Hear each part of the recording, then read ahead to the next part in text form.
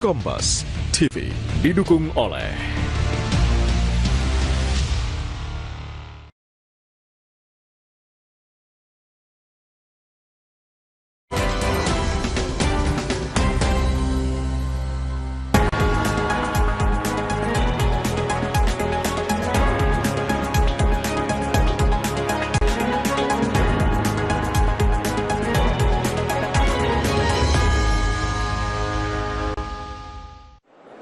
Anda menyaksikan Kompas Bisnis Saudara bersama saya Putri Oktaviani. Indonesia menjadi salah satu negara yang memiliki ekonomi digital berkembang secara signifikan.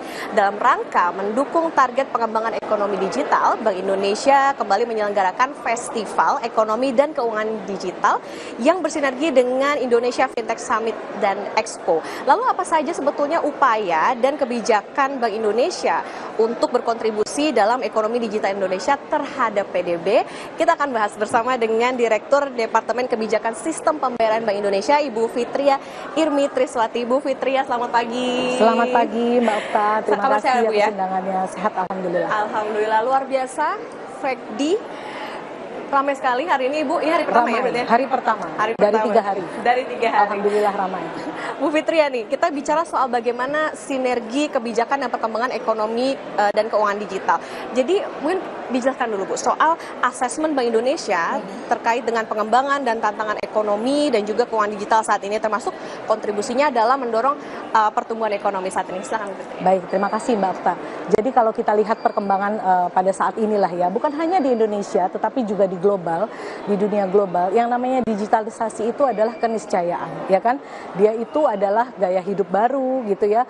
Istilahnya saat ini kita ketinggalan dompet nggak masalah, tapi ketinggalan handphone panik ya nggak? Karena semua ada di genggaman tangan kita gitu ya. Nah, ekonomi keuangan digital Indonesia saat ini berkembang sangat pesat dan sudah mencapai 12,99 miliar transaksi pada saat ini untuk di triwulan terakhir.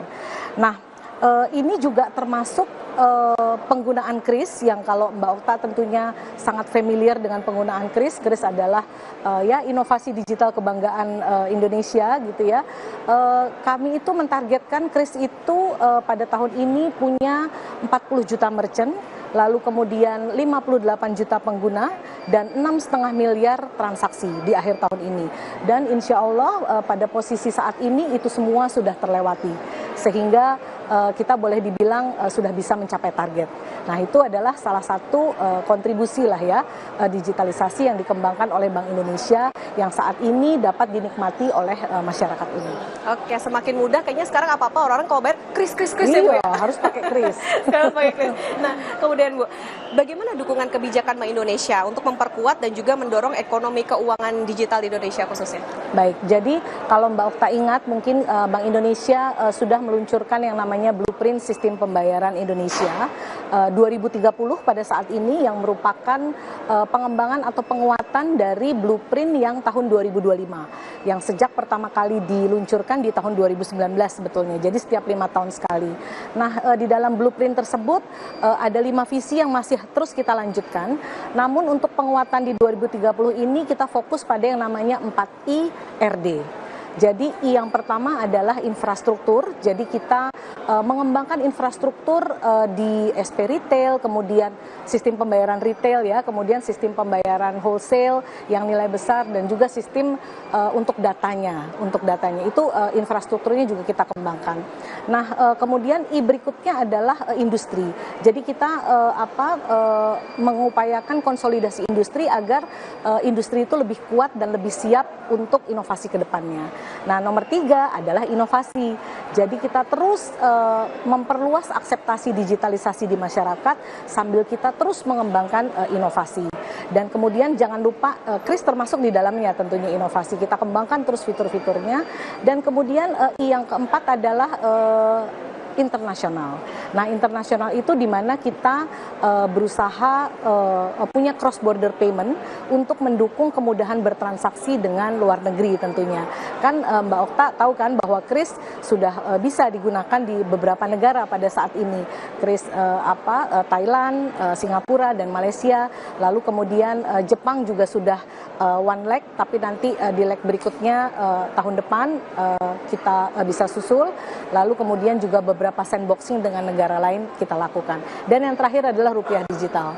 Saat ini kita sedang kembangkan, terus kita sudah lewat white paper, sekarang juga proof of concept. Jadi sekarang kita minta pendapat ke industri dan juga masyarakat untuk pengembangan rupiah digital. Jadi kita fokusnya saat ini di blueprint tersebut adalah 4 IRD tersebut. 4 IRD ini terutama menjadi strategi Bank Indonesia ya Bu ya, Betul tentunya sekali. untuk semakin mengembangkan ekonomi digital di Indonesia. Nah, selain tentunya ada kebijakan internal di Bank Indonesia, Bu Fitria, gimana sinergi kebijakan dan juga program dengan otoritas, asosiasi dan juga industri dalam menjawab tantangan ekonomi dan juga keuangan digital, termasuk itu tadi Bu soal mempercepat transformasi ekonomi keuangan digital di Indonesia. Baik, nah ini juga bagus sekali karena di mana-mana yang namanya digitalisasi kalau kita kerja sendiri itu kayaknya nggak seru gitu ya. Kalau digitalisasi kerja sendiri kayaknya kita sok digital sendiri tapi nggak nyambung sama yang lain. Harus gitu kan sinergis ya, Bu ya? Harus sinergi dan harus kolaborasi. Nah, kita punya banyak sekali beberapa program yang tentunya mendukung program Astacita pemerintah gitu ya.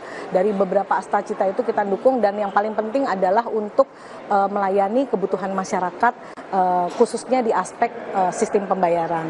Nah, kami tuh berkolaborasi dengan misalnya di dalam tim percepatan dan perluasan digitalisasi daerah. Itu bekerja sama dengan Kemenko Perekonomian dan juga beberapa kementerian lembaga lainnya, di mana kami Gubernur Bank Indonesia juga menjadi anggota, dan ini kita sudah melaksanakan berbagai program untuk daerah itu dapat maju digital mindset-nya. Nah, ini kita sudah berhasil dari tahun ke tahun meningkatkan tingkat digitalisasi daerah yang target tahun kemarin itu 75% sudah terlampaui, lalu kemudian target yang tahun ini 90% itu juga sudah terlampaui. Jadi alhamdulillah kalau terkait digitalisasi daerah itu sudah maju. Kemudian kita juga berkontribusi bekerja sama untuk digitalisasi bansos misalnya, lalu kemudian transportasi, dari sisi transportasi juga tadi kita sudah melaunch yang namanya KRIS Tap In Tap Out untuk sektor transportasi, sehingga teman-teman berkendara dengan public transportation dapat menjadi lebih mudah. Dan banyak lagi seperti program KRIS Jelajah Indonesia itu juga mengangkat yang namanya budaya Indonesia di daerah, sehingga pariwisata di daerah itu semakin maju karena mudah wisatawannya bayar menggunakan KRIS. Oke, Seperti itu contohnya. harapannya semakin merata penggunaan KRIS-nya dan Betul juga sekali. tentunya itu tadi ya Bu ya, kayak sekarang kalau nggak bawa handphone kemana-mana susah nih, soalnya Iya, dompetnya susah. ada di handphone. Oh. Nah Ibu, berhubung kita lagi ada di FECD X Betul. IFSE 2025, nanti saya kayaknya mau ngobrol banyak lagi, kita bicara soal FECD dan IFSE Bu Fitria, tapi kita Siap. jeda dulu sejenak, saudara tetap Baik. bersama kami di Kompas Bisnis. Terima kasih.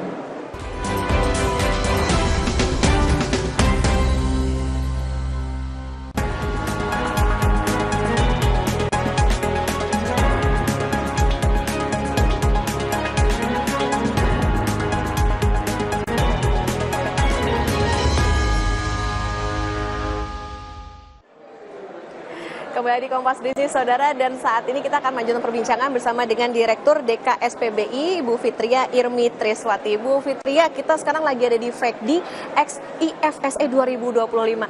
Acaranya seru banget. Tadi dari pagi ya Bu ya berarti ya? Dari pagi. Nah, pasti kan ada tujuan dan manfaatnya dong Bu. Ini tentunya untuk mempercepat transformasi ekonomi keuangan digital di Indonesia. Mungkin boleh dijabarkan, apa sih sebetulnya tujuannya adanya FECD X IFSE? Terima kasih Mbak Okta. Jadi FECD itu kan Festival Ekonomi Keuangan Digital Indonesia. Pada tahun ini kita berkolaborasi bersama dengan IFC, gelarannya OJK, yaitu Indonesia Fintech Summit dan Expo, di mana di dalam kolaborasi ini tentunya kita sepakat untuk melakukan showcase untuk digitalisasi di area ekonomi dan keuangan tentunya, baik dari sisi BI maupun dari OJK. Jadi boleh dibilang gelaran tahunan ini merupakan pameran dan juga wadah gitu ya bagi teman-teman juga semua di industri untuk men-showcasekan inovasi-inovasi digital terkini. Nah, jadi di area sistem pembayaran oleh Bank Indonesia dan di area keuangan oleh OJK, ini tentunya dimaksudkan untuk perluasan akseptasi digital di masyarakat. Jadi masyarakat bisa semakin tahu, bisa semakin punya wawasan gitu ya, bahwa saat ini digitalisasi sudah menyentuh loh, misalnya ke area transportasi, kemudian juga ke apalagi saat ini area kripto juga sesuatu yang sangat diminati gitu ya, untuk dilihat dia sebagai aset, perkembangannya dan sebagainya. Nah, di FACDI ini banyak sekali digital experience yang kita dapat tunjukkan kepada publik gitu ya, bahwa digitalisasi itu sudah sampai seberapa, dan juga banyak sekali talk show dan juga diskusi-diskusi yang juga bagus sekali untuk dilihat, dan juga istilahnya banyak booth yang bisa disamperin lah ya untuk dicek gitu, misalnya oh kalau umpamanya saya mau tanya tentang perlindungan konsumen gitu misalnya, apakah yang nomor seperti ini bisa dicek nggak fraud atau tidak gitu. Nah, itu bisa datang ke sini, bisa lihat inovasi-inovasi terkininya. Jadi apa saja semua yang dapat meningkatkan akseptasi dan juga kebermanfaatan bagi masyarakat. Oke, gitu, termasuk bisa jajan-jajan nih Bu ya? Bisa. Tapi banget. jangan lupa jajannya pakai kris dong bayarnya. Harus selalu pakai kris. Di sini nggak ada yang nggak pakai kris. Nggak ada yang nggak pakai kris. Semua harus digital. Semua harus digital. Nah, Bu Fitri, yang menarik nih. Berarti kan tadi kalau Bu Fitri sempat mention soal ini sudah diselenggarakan tiap tahun FACDI ini. Betul. Apa sih yang baru Bu di tahun 2025 ini? Nah, jadi setiap gelaran FACDI setiap tahunnya selalu ada yang baru. Jadi kebaruan itu selalu kita cari. Dan tentunya karena kita memang komit untuk menampilkan inovasi-inovasi terbaru, pengembangan-pengembangan fitur yang udah ada. Nah, untuk FACDI dan IFC pada tahun ini, tadi pagi kita sudah melaunch yang namanya Kris Tap In Tap Out di area transportasi, tadi saya udah bilang. Jadi kalau mungkin Mbak Okta ingat, di 14 Maret yang lalu tahun ini, di 2025, kita sudah meluncurkan Kris Tap In, jadi yang single price untuk beberapa moda transportasi termasuk di MRT. Nah, tapi baru satu harga nih, baru dari Lebak Bulus ke Bundaran HI, Rp14.000 dan sebaliknya. Nah, yang baru kita luncurkan ini, kita sudah bisa menggunakan Kris Tap, yaitu Tap In Tap Out dengan multiple price. Jadi Mbak Okta bisa naik di Bundaran HI, turunnya bisa di Blok M, bisa di ASEAN sesuai dengan tarifnya masing-masing. Jadi sudah bisa terbaca tuh. Nah, ada 15 PJP pada saat ini yang ikut sebagai first mover, dan juga sehingga Kris Tap In Tap Out ini dapat digunakan di 5 moda transportasi, baik itu di Jakarta dan juga ada di area Jabodebek. Itu satu. Lalu kemudian yang kedua juga kebaruan lainnya, kita juga tadi melaunch inisiasi sandbox untuk kris antar negara dengan Korea Selatan. Jadi sebentar lagi setelah periode sandbox sudah selesai, kris kita bisa dipakai di Korea Selatan, dan juga Korea Selatan sebaliknya juga bisa pakai di sini. Jadi kalau mau jalan-jalan boleh gitu ya. Nah, terus kemudian juga ada gelaran hackathon.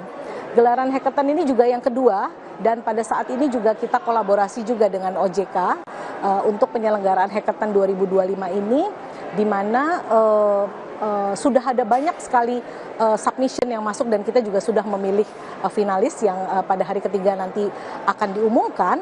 Nah, kebaruannya adalah ada business matchingnya. Jadi kita sudah dari awal sudah memikirkan calon-calon off-taker potensial untuk masing-masing finalis gitu. Jadi mereka di gelaran FACDI ini mereka juga bisa datang dan bertanya langsung, termasuk misalnya bisnis model dan sebagainya. Jadi sangat menguntungkan lah. Sangat menguntungkan, dan nggak boleh dilewatin ya Bu ya? Nggak boleh dilewatin. Nah, kalau nggak boleh dilewatin berarti kalau misalnya masyarakat mau partisipasi Bu, mau datang langsung ke eventnya FACDI XIFC 2025 ini gimana nih Bu caranya? Gampang sekali, tinggal hadir saja gitu. Tinggal hadir saja, istilahnya walk in aja gitu ya. Tentunya teman-teman harus registrasi gitu ya, karena akan ada banyak keuntungan gitulah untuk berada di area FACDI ini. Dan juga teman-teman jangan lupa cek kegiatan-kegiatan, itu bisa di Instagram @FACDIofficial, itu juga bisa dicek. Jadi teman-teman bisa langsung target, oh saya mau lihat nih di mini stage yang ini gitu, misalnya pembicaraan tentang kripto. Nah, itu bisa datang di jam berapa. Jadi silahkan datang beramai-ramai dan juga sukseskan FACDI dan IFC 2025. Oke, tempatnya di mana Bu? Tempatnya di JCC. JCC Senayan. Tengah ya Bu ya, jangan sampai nggak datang berarti. Di tengah, jangan sampai nggak datang, rugi, nunggu tahun depan. Oke, dan ini bisa bisa didatangin dari tanggal 30 Oktober sampai 1 November Betul, sampai 2025 dengan ya, 1 Bu? November, 3 hari. 3 hari. Oke, terima kasih Direktur DKSPBI Bu Fitria Irmi Triswati sudah bersama di Kompas Bisnis. Ibu, sukses buat penyelenggaraan dari FECDI XIFC 2025 ini. Semoga bisa memperkaya lagi dan juga mendukung pertumbuhan ekonomi lewat ekonomi dan keuangan digital di Indonesia. Terima kasih Bu Fitria sekali lagi. Terima kasih banyak. Sehat Salam selalu. digital. Salam digital. Nah, saudara, usai jeda kami akan kembali, tapi tetap bersama kami di Sapa Indonesia Pagi.